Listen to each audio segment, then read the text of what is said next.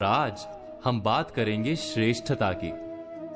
दोस्तों, श्रेष्ठता की भावना को समझने के लिए एक कहानी सुनते हैं। ठंड के मौसम में कुछ बंदर ठिठुर रहे थे। तभी उन्हें एक जुगनू मिला। जुगनू से रोशनी आ रही थी, जैसे वो कोई उड़ता हुआ अंगारा हो। बंदरों ने जुगनू को पकड़कर सूखी लकड़ियों पर रखा और सब मिलकर उसे फूंकने लगे।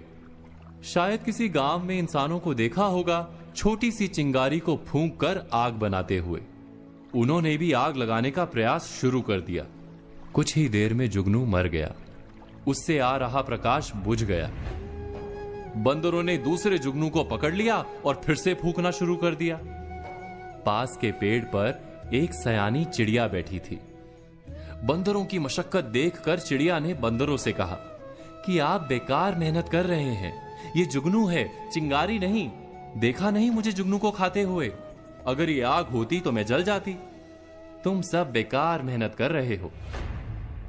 हम विचार करेंगे तो तुरंत जान पाएंगे कि हमारी भी आधी जिंदगी ऐसे ही कई प्रयासों में बीत जाती है।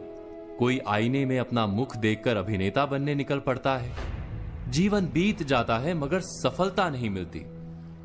कोई व्यवसाय करने का स्वप्न लेकर जीता है, नौकरी नहीं करता और दरिद्र रह जाता है।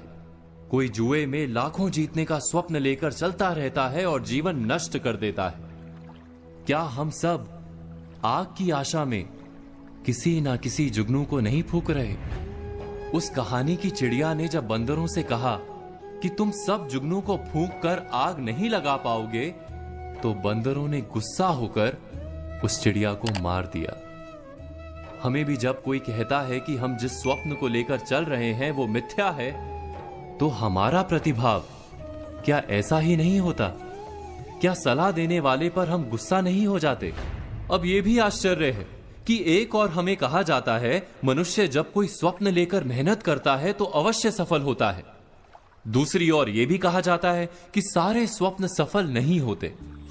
समय आने पर जुगनू और चिंगारी का भेद समझना आवश्यक है। इस दुविधा का उपाय क्या है?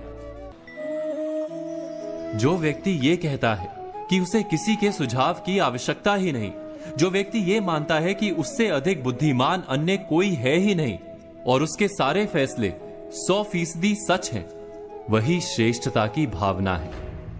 इससे बंधा मनुष्य क्या वास्तव में अपने आप को जान पाता है?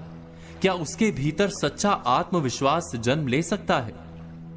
कहानी के बंदरों ने चिड़िया को मारते हुए यही कहा था कि हम इतने बड़े और विशाल हैं, इतने ताकतवर हैं, हमें तुम्हारी सलाह की कोई आवश्यकता ही नहीं। इस मिथ्या भावना के कारण वो बंदर आज भी जुगनू को फूंक मारकर आग जलाने की कोशिश में ठिठुर रहे हैं। पर आज हमने बात की श्रेष्ठता पर। कल बात करेंगे प्रभाव और असफलता पर। तब तक आज कही बातों पर विचार कीजिए और कल की प्रतीक्षा कीजिए।